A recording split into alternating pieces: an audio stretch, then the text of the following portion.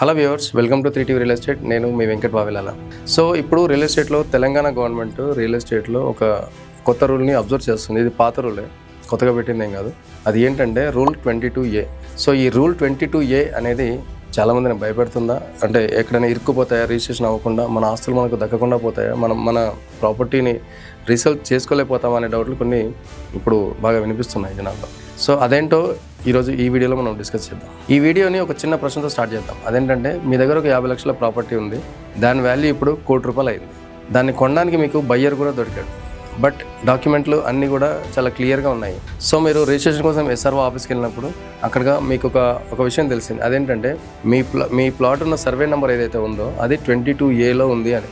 ఇంకంతే, deal cancel అయిపోయింది, bank loan cancel అయిపోయింది, మీకు వచ్చిన బయ్యర్ కూడా వెనక్కి వెళ్ళిపోయాడు, మీ ఆస్తి విలువ ఒక్క రోజులో పడిపోతుంది. ఇప్పుడు ప్రశ్న ఏంటంటే 22A నిజంగా అంత ప్రమాదకరమైందా, లేక మార్కెట్లో అవసరానికి మించి దీని గురించి భయపెడుతున్నారా? ఈరోజు అదే విషయాన్ని పూర్తిగా అర్థం చేసుకుంటాం. మన జీవితంలో ఒక రియాలిటీ ఉంటుంది. అదేంటంటే మనిషి సంపాదించడానికి కష్టపడతాడు, కానీ కష్టపడింది కాపాడుకోవడానికి కూడా కష్టపడాలి. రియల్ ఎస్టేట్లో కూడా అదే జరుగుతుంది. ప్లాట్ కొనడం కష్టం, కానీ టైటిల్ కాపాడుకోవడం ఇంకా కష్టం. ఇప్పుడు రియల్ ఎస్టేట్లో కొత్తగా వినిపిస్తున్న 22A రూల్ అంటే ఏంటో తెలుసుకుందాం. చాలామంది ఏమనుకుంటారంటే 22A అంటే ప్రభుత్వం భూమి లాక్కుంటుంది అని అనుకుంటున్నారు. అది తప్పు. 22A అంటే ముందుగా రిజిస్ట్రేషన్ అనేది రిజెక్ట్ అవుతుంది. అంటే కొన్ని ప్రత్యేక కేటగిరీల భూములపై రిజిస్ట్రేషన్ జరగకూడదని రిజిస్ట్రేషన్ యాక్ట్ సెక్షన్ 22A ప్రకారం ప్రభుత్వం గుర్తించింది.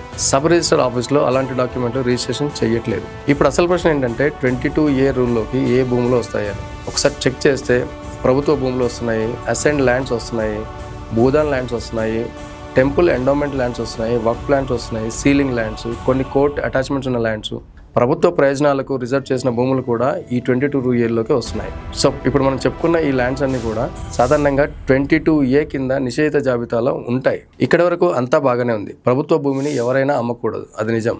దేవాదాయ శాఖ భూమిని ఎవరు అమ్మడానికి లేదు, వక్ఫ్ భూమిని ఎవరు అమ్మడానికి లేదు.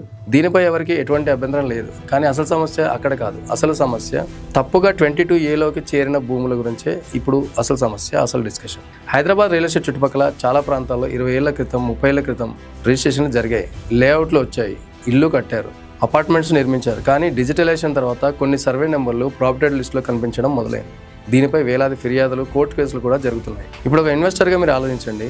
మీరు కొన్నప్పుడు లొకేషన్ చూసి కొని ఉండొచ్చు, రోడ్డు విడతలు చూసి కొని ఉండొచ్చు, ఫ్యూచర్లో గ్రోత్ ఎలా ఉంటుందో ఊహించి కొని ఉండొచ్చు. కానీ సర్వే నెంబర్ చూడకుండా కొంటే మాత్రం ఒకరోజు రిజిస్ట్రేషన్ ఆగిపోవచ్చు. అప్పుడు మార్కెట్ మీకు ఎటువంటి హెల్ప్ చేయదు. ఇక్కడ ఒక మార్కెట్ అబ్జర్వేషన్ చెప్తాను. 2010 నుండి 2020 వరకు హైదరాబాద్లో లొకేషన్ ప్రీమియం మీద నడిచింది.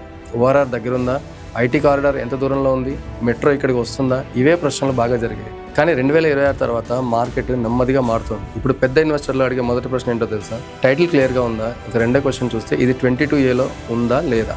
ఇంకా మూడో ప్రశ్న, లిటిగేషన్ ఏమైనా ఉందా? ఇది ఎందుకు జరుగుతుంది?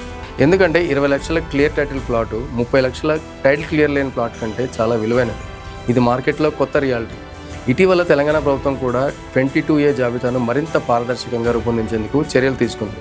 సర్వే నెంబర్ ఎందుకు నిషేధ జాబితాలో ఉందో ప్రజలకు చూపించే విధంగా డేటాను అందుబాటులోకి తీసుకురావడానికి ప్రభుత్వం ప్రయత్నిస్తోంది. ఇది నిజంగా అప్రిషియేట్ చేయాల్సిన విషయం. ఇప్పుడు భవిష్యత్తులో మనకి రైజ్ అయ్యే ఒక క్వశ్చన్ గురించి ఆలోచిద్దాం. అదేంటంటే రేపు హైదరాబాద్ రియల్ ఎస్టేట్లో ఎక్కువ విలువ దేనికి ఉంటుంది? కోకాపేట లొకేషన్కి ఉంటుందా, ఫ్యూచర్ సిటీ హైప్కి ఉంటుందా, లేక క్లియర్ టైటిల్కి ఉంటుందా? ఇక్కడ మనం క్లియర్ సమాధానం ఒకటి మనకి కనిపిస్తుంది. ఏంటంటే క్లియర్ టైటిల్కే ఉంటుంది. ఎందుకంటే లొకేషన్ విలువను మార్కెట్ పెంచుతుంది, కానీ టైటిల్ విలువను చట్టం నిర్ణయిస్తుంది. అందుకే ప్రతి ఇన్వెస్టర్కి మనం ఇక్కడ ఒక విషయం చెప్పాల్సి వస్తుంది, గుర్తు చేయాల్సి వస్తుంది. అదేంటంటే మీరు ఒక ప్లాట్ చూసే ముందు బ్రోచర్ చూడొద్దు, అమ్యూనిటీస్ చూడొద్దు, అప్రిసియేషన్ క్యాల్కులేషన్ గురించి అస్సలు ఆలోచించొద్దు. ముందు సర్వే నెంబర్ చూడండి, 22A స్టేటస్ చెక్ చేయండి, EC చెక్ చేయండి, రెవెన్యూ రికార్డ్స్ చూడండి. ఆ తర్వాత మాత్రమే అడ్వాన్స్ ఇవ్వడానికి ముందుకు రండి.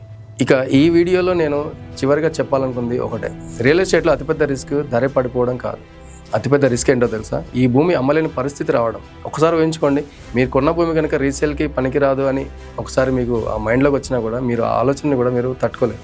అందుకే రాబోయే కాలంలో హైదరాబాద్ రియల్ ఎస్టేట్లో అత్యంత విలువైన ప్రాపర్టీ ఏంటో తెలుసా? ల్యాండ్ కాదు, ఎటువంటి అబ్జెక్షన్ లేని ప్రాపర్టీ. అదే 22A మనకు నేర్పుతున్న అతిపెద్ద పాఠం. నేను మీ వెంకట్ వావిలాల. ఇలాంటి యూస్ఫుల్ ఇన్ఫర్మేషన్ కోసం మా ఛానల్ని సబ్స్క్రైబ్ చేయండి అండ్ మమ్మల్ని ఫాలో చేస్తూ మీ విలువైన అభిప్రాయాన్ని కామెంట్ రూపంలో తెలియజేయండి. Thank you. Signing off.